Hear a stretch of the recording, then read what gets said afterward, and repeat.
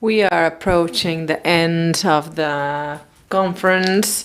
Once again, thanks Vanessa Valinho, because you paved the way for the next panel discussion with the title Public Community Collaboration Between Non-Profit Organizations and Barcelona. So again, back to the city.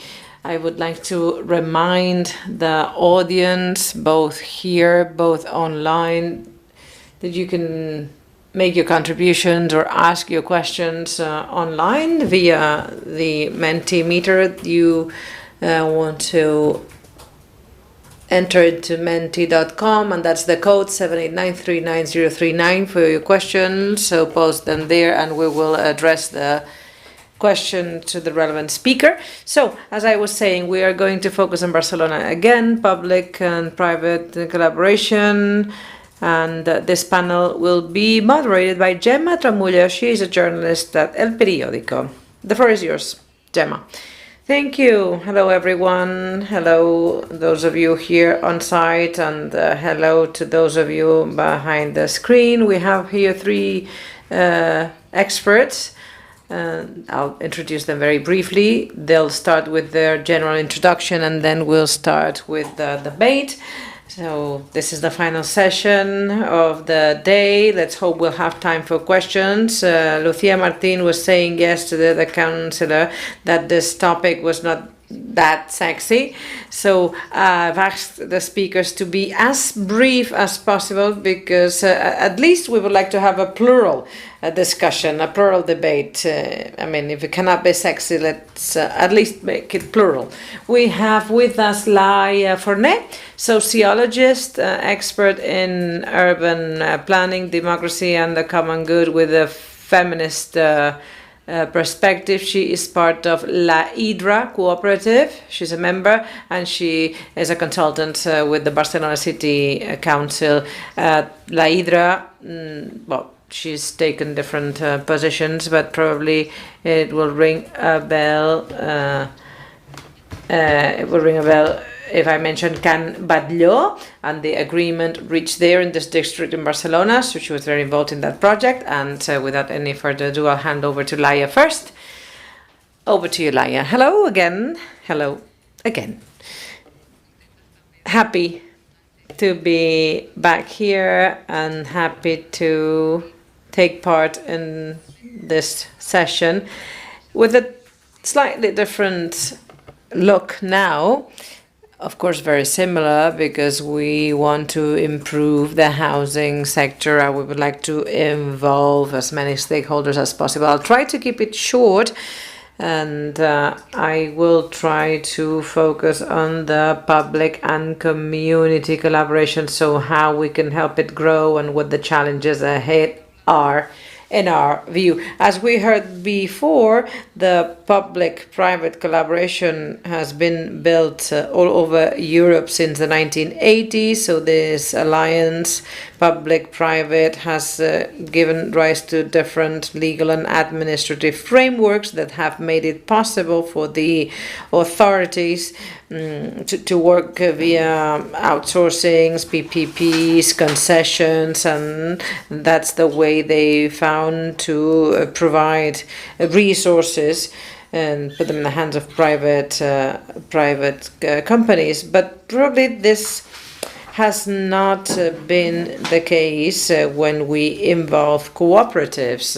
It's actually been the opposite, because the legal frameworks today sanction the fact that the municipal services are not run in compliance with mercantile law, so they need to abide by the requirements of the private market. So I think that one first step would involve to ease a sounder alliance between the authorities and the social and cooperative agents in the market. So outside of the market logics, outside of the for-profit goals, and more in the line of democracy, transition, social cohesion, social impact, and accessibility and non-discrimination when it comes to accessing those resources. So against this backdrop, I would like to focus on 3 aspects that I think are key to face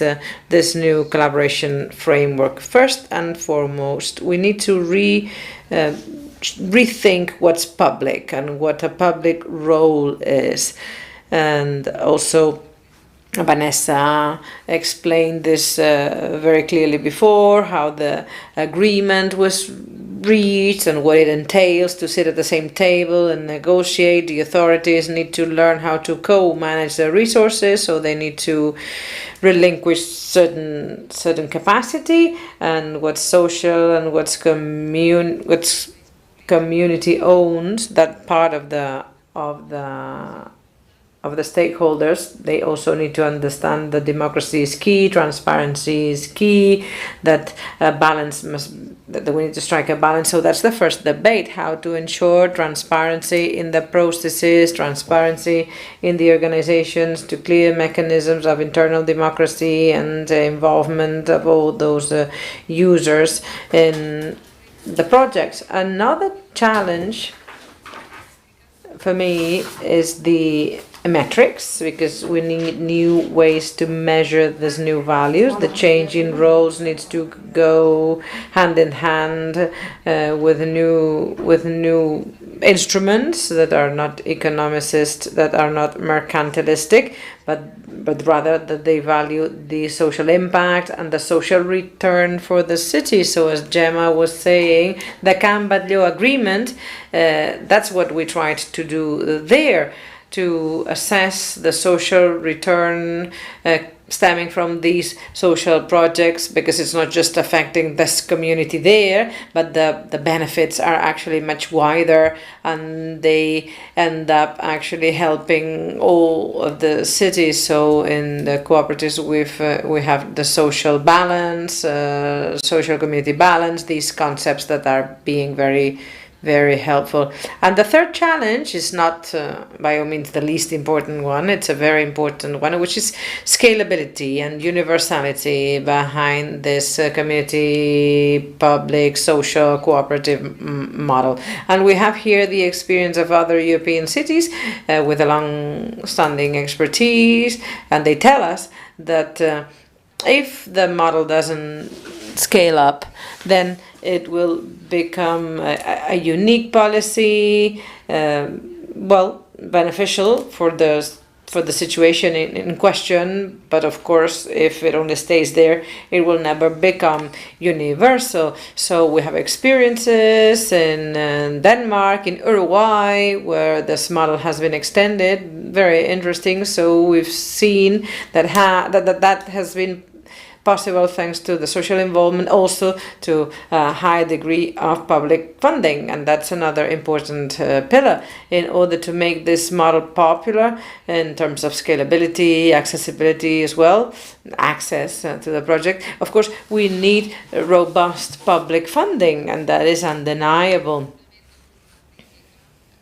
And probably this should involve all the authorities, so there should be an alliance between local tiers of government, also municipal, regional, national. As Vanessa was saying, the agreement of cooperatives and foundations with the Barcelona City Hall is one first step when it comes to fostering the public community collaboration in the field of housing, which is not that well developed in Spain, to put it plainly. And just to end, pending issues, challenges, food for thought for the debate, how to democratize the model and make it more accessible to all publics. So can we do something similar to what was done in Uruguay or Denmark, statewide projects in collaboration with local and regional authorities? Is that possible?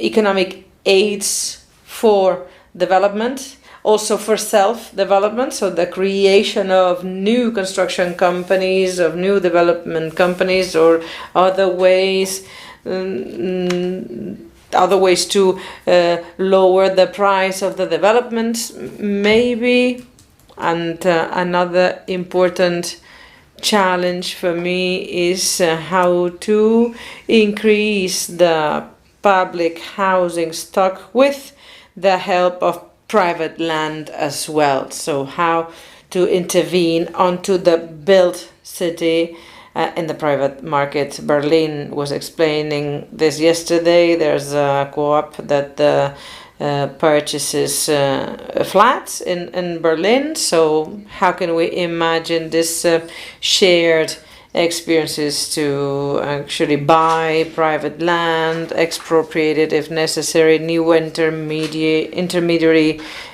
agencies to open up the private markets so that we can help the citizens how to intervene onto the built market, how to intervene in other industrial production policies,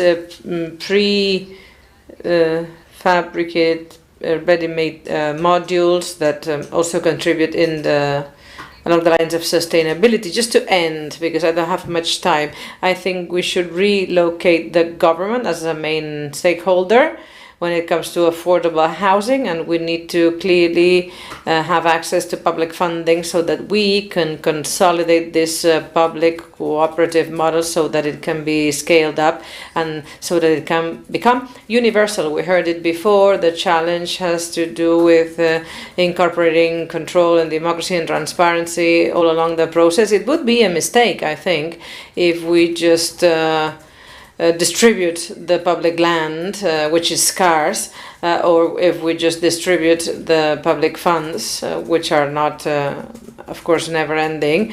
And I think that we should have a broader view, and we should work on the change of the social and economic relations, and like that we can maybe put an end to housing speculation.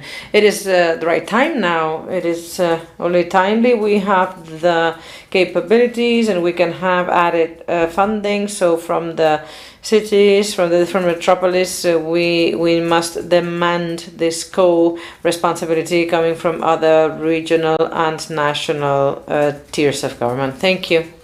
Thank you, Laia. I asked them to be brief, I promise, I told them, but it's difficult, of course, and it's difficult to interrupt because it's so interesting. Anyway, let's hand over to Gloria now. Gloria Rubio, she's a lawyer. She was the councillor, councillor at the Sabadell City Council, and she is a coordinator now at La Dinamo Foundation, Land Use Management. They worked with the experience of La Borda.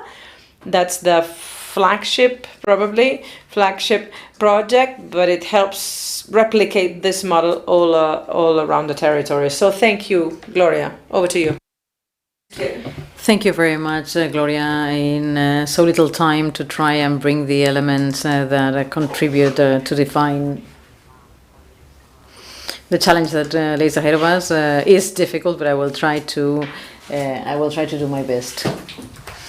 La Dinamo, after La Borda experience, appeared with the idea of replicating this experience around the territory, not only in Barcelona, but also elsewhere in Catalonia. The main features of the cooperative model, I'll be brief, is a real alternative to the conventional models to access housing, because it changes what we are used to see, which is individual ownership or the instability of conventional models. And it looks at collective ownership, the collective ownership of the cooperative, which makes a lease to users to avoid having homes that will end up in the market. So the basis for this model, think about a clash with the social and economic model that we currently have that understands homes and dwellings as a market element that can be traded and traded for profit. And here we look at homes and dwellings as something for enjoyment, a home that interrelates with other aspects of our lives. So it's totally different. I don't have time to go into the model and the implications and features, but one of the struggles that we have, and to see what happens with the cooperative sector from our network of social and solidarity economy, is to try and explain why there is a public interest behind all of this and why the public sector needs to defend this as one of the housing policies that needs to be part and parcel of any public authority strategic plan. And one of the elements on the table. And how housing needs to be defended as a basic element for people's decent lives, and how we can create elements that will prevent speculation with housing and homes. This is a model that in itself promotes social and solidarity economy that brings people at the center of everything that is done and all decisions and of the governance of this process. And it turns around, it changes the models that we are used to seeing. We persons are part of these projects and we are the stakeholders, and then we need to become also the protagonists of this process altogether. On the other hand, this is a model that all the cooperative housing projects do not only promote social and solidarity economy, but they generate a whole node or a whole hub of social markets that is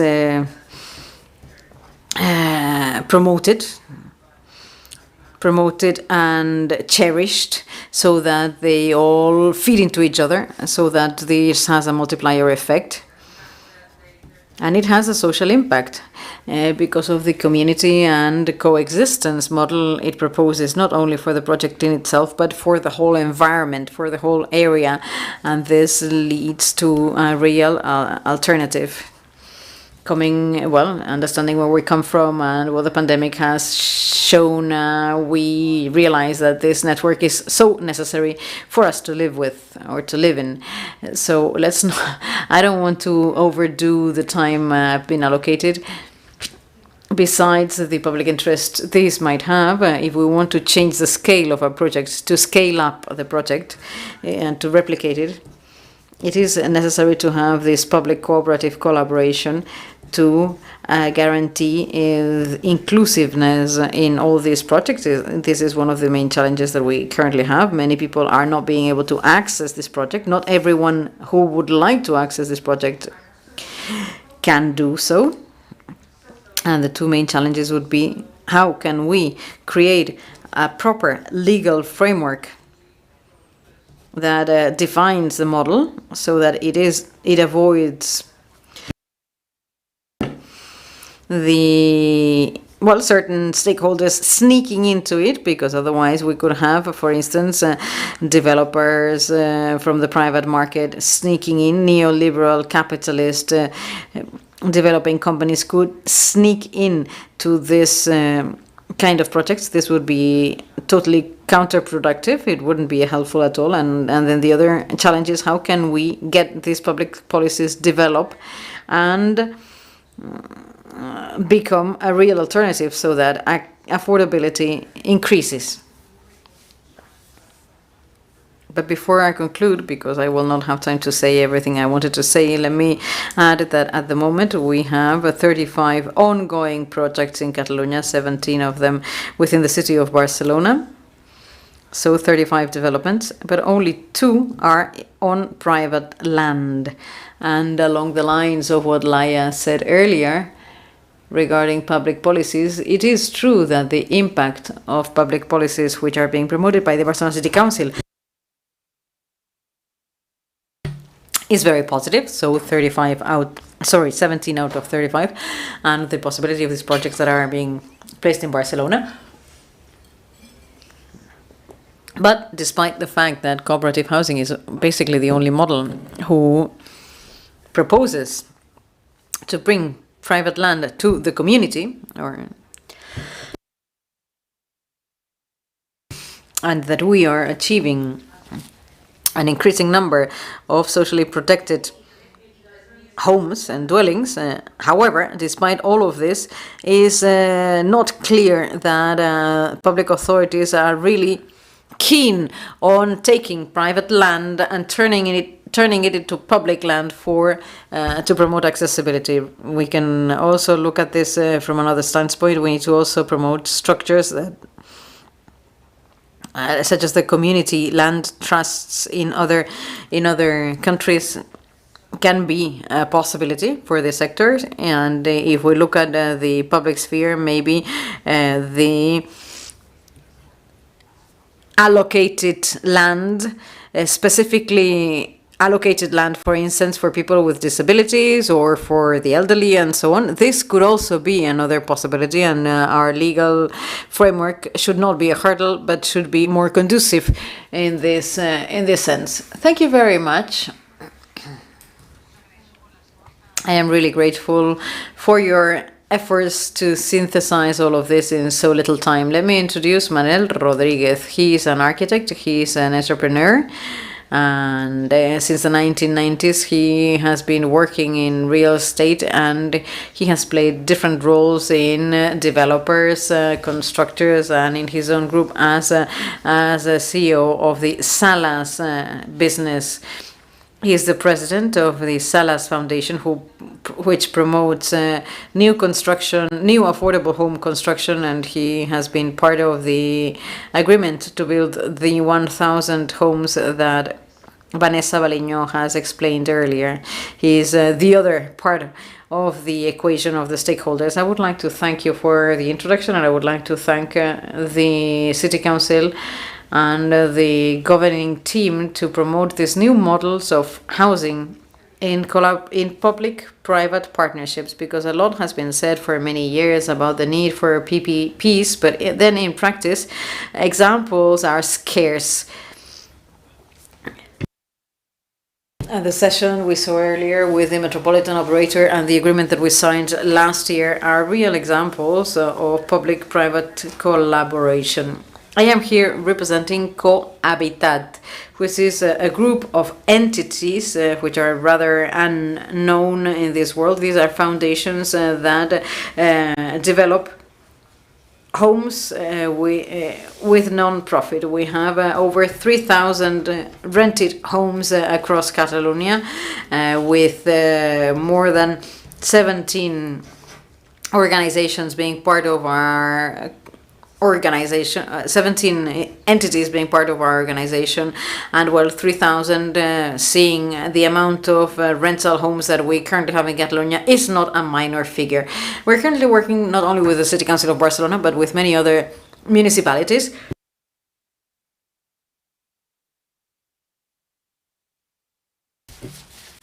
In the Barcelona area and also around Catalonia, and we would like this example to spread more around Catalonia. I always say that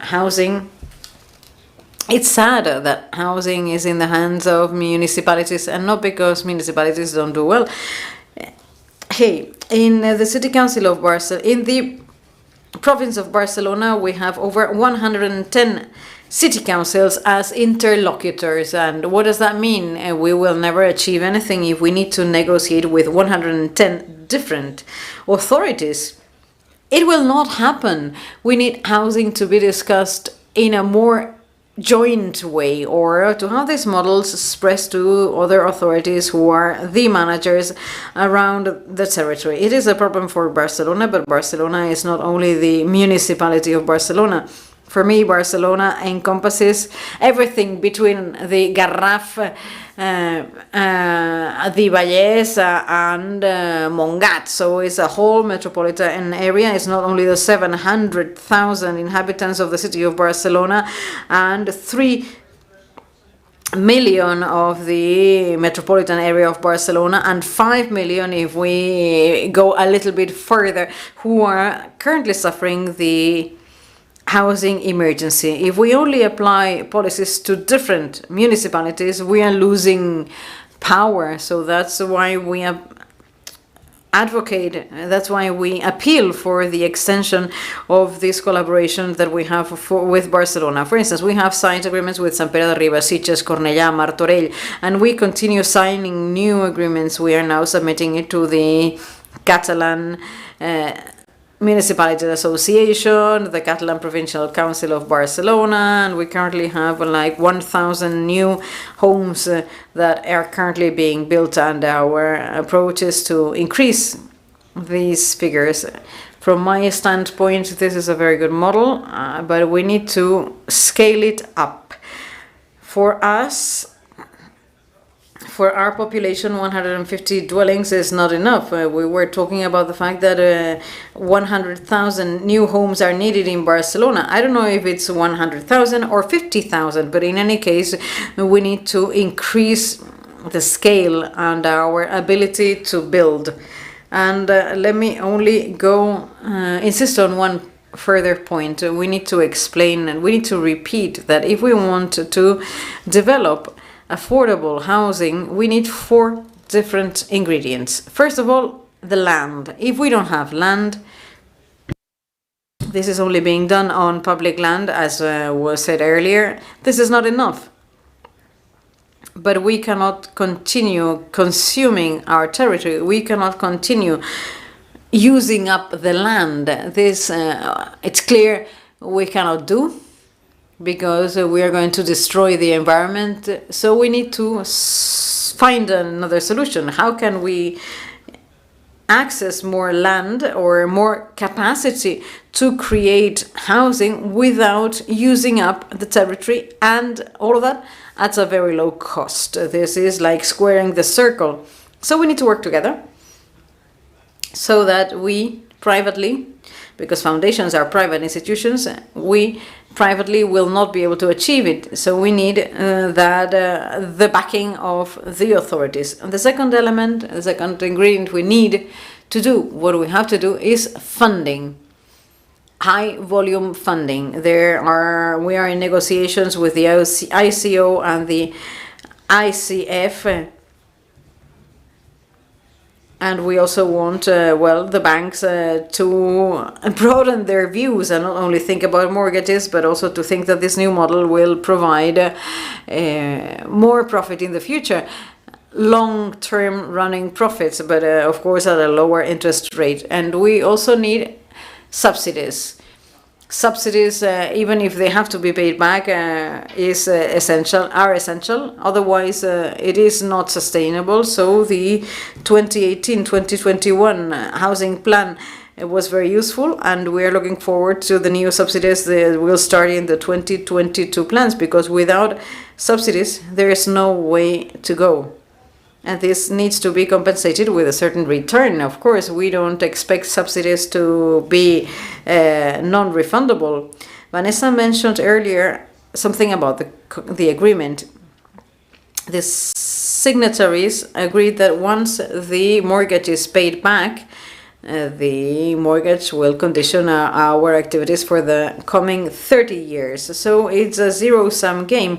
Our goal at 30 years down the road is simply to pay back our costs and to pay back the loan we have to get to fund the construction.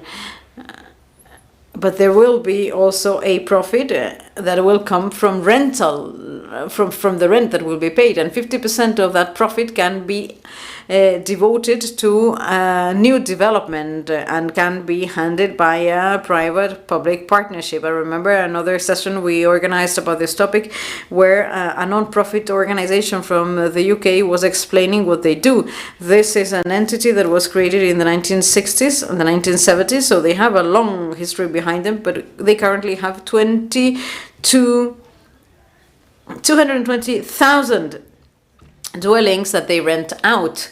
And once this is paid out, of course, this generates huge resources. They were building 1,500 new dwellings a year, and they had the possibility of building more building more homes for sale, and that generates even more income. And that was a non-profit organization. This in Spain is much more than any private developer is doing. So having this kind of non-profit organizations that have this size of activity would help us a lot in looking at the housing problem from a different perspective. And talking about subsidies, subsidies need to be geared at creating these entities, this sort of entities. And then finally, we're also managers.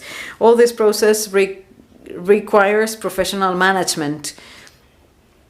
This is really complex. All those who have been working on this in development with cooperatives and so on know that this is a really complex process. It's not only having the land and the money and then that's it. No, this process is extremely complex. And my role here is a developer. I am a professional developer, and in a city such as Barcelona, this is sometimes difficult to defend. I say that I am an architect of my kids' school because if I say that I am a developer, I need to start justifying myself because otherwise they would look bad. But of course, you need to have developers who understand that their activity is an industrial activity. That's what I think. It's like anyone who manufactures any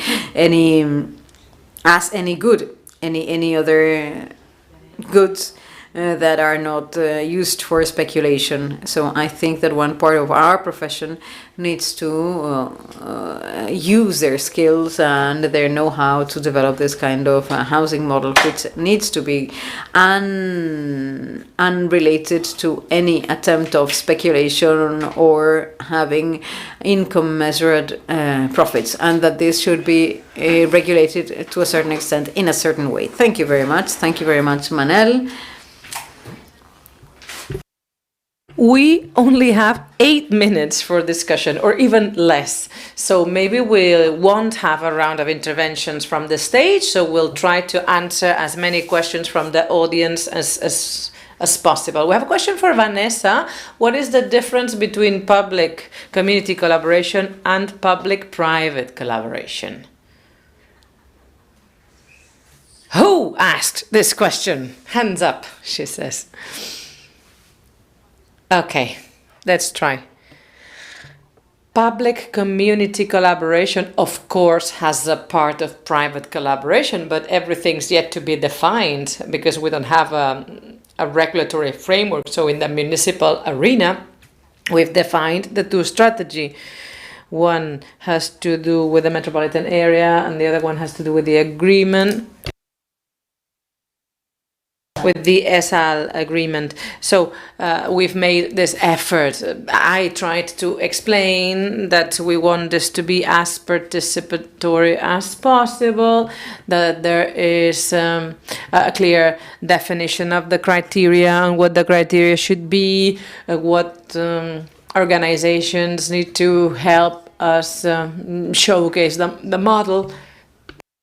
So I would say these are processes that share an objective. It's not exactly the same, but it's similar, but they provide a different view. Public community collaboration is more representative in its push and its management, and the public-private collaboration is more maybe focused on specific stakeholders that are part of the operator, at least so far.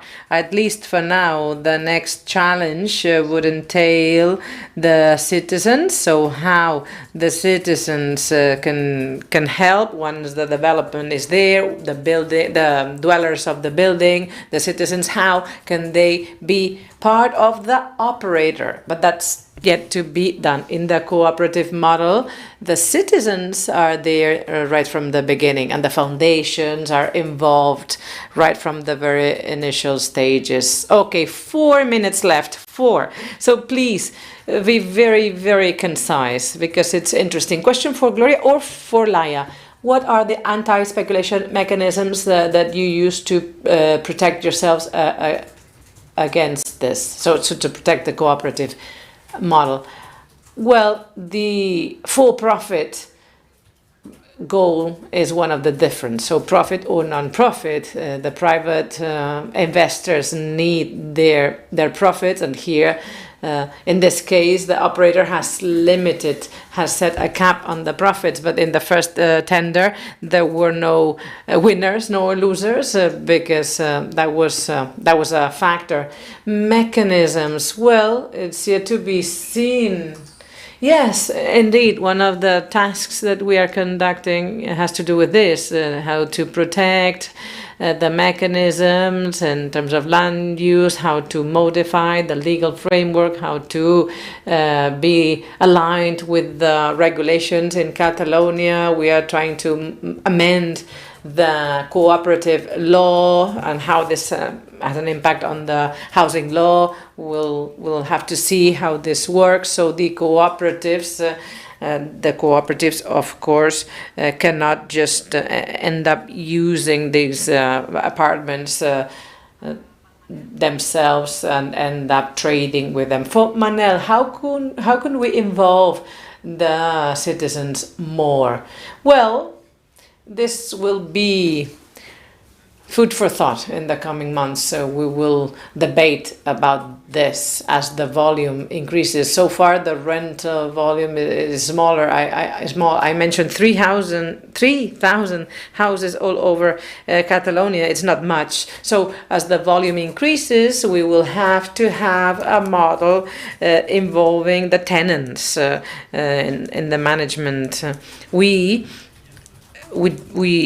take care of the management for 70 years or 90 years, so it's a very long period of time. There must be a mechanism. We have to design some mechanism for the dwellers to actually become involved. It's still pending, still outstanding. Another question for you, Vanessa. The agreement, does it contemplate the access criteria for the residents? Yes, I was so quick. I realized that there are some things that I did not explain. In order to be able to rent those apartments, you need to fulfill the criteria, the registry of the candidates. It has to do with the income, and of course, the future tenants need not have other properties. And the consortium of housing in the Barcelona City Hall will select who is going to allocate the different rent apartments under the umbrella of the ESAL agreement. And along the lines of other public strategies, public-private rent, what is the role of the new use cooperatives model? Does it improve? Does it hinder the other models? Does it help somehow? I don't know. Who would like to take this question? Well, we understand, as Vanessa was explaining before in her opening presentation, the housing policies need to complement each other. So the housing cooperative model based on land use is anecdotal so far. If we take a look around, is minimum, but of course it'll be more and more. We would like it to be more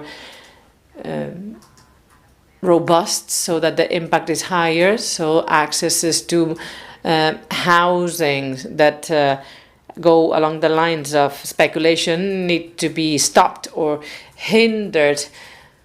What do you think, Manel? I think that in the end we need so many houses that we won't enter into any arguments. If we can do 2,000, fantastic, and if she can do 3,000 more, fantastic. We heard before 100,000. Well, in last year, public, private, community developments, the number of houses built last year was 10,000, and we mentioned before 100,000. So I think there's a place. There's a place for everybody, so there's a role to play for everybody. We'll see where the land is. For Laia, tell us about cooperatives rent. Maybe I'm not the best person to answer this question. I think Vanessa was very clear. These processes, of course, take time.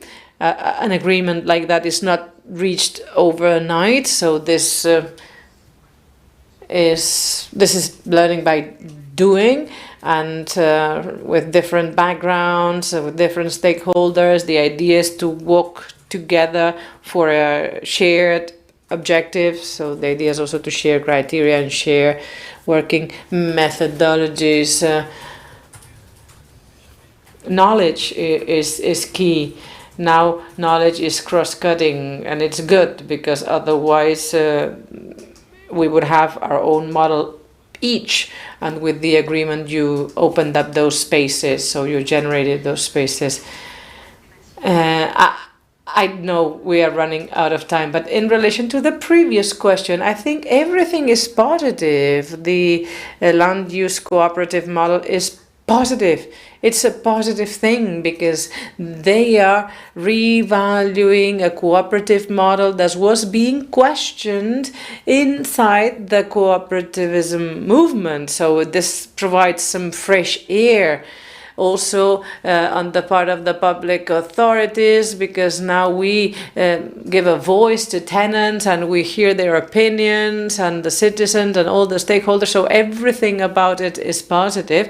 There is a challenge, of course, to need to be overcome, and I think that the more we meet, the more we get to know each other, the more we speak to each other, that is going to be helpful, because that was not the case in the past. So now we meet monthly and we listen to each other on a monthly basis, and the idea is for these meetings of the follow-up committee will take place with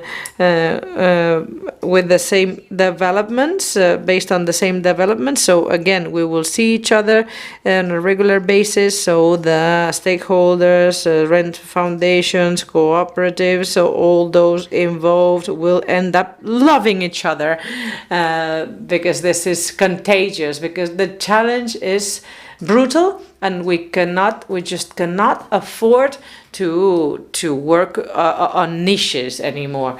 We were supposed to finish at 2, but one final question for Manel. Where do the foundations come from? Well, some have been working for 25 years. I didn't want to mention them because I will forget many, but we have some in Girona, different places all around the territory in Catalonia. And as of 2010, well, they started having this joint relation, and we don't compete. It's not about competing among the foundations, but we actually collaborate. We work together, and they come from the social sector all over Catalonia, and they are all non-for-profit. Thank you. So we need to call it a day. Just to summarize, 3 words from me. I think we heard them before: synergies, transformation, and universalization. Those would be my 3 words to summarize this session. Thanks for still being here. Thanks for bearing with us, and thanks to the speakers for sharing their experiences. Now we know more about public-community collaboration. We know about the challenges. We know about the limitations, and hopefully we'll meet at the next edition of the forum. Thank you.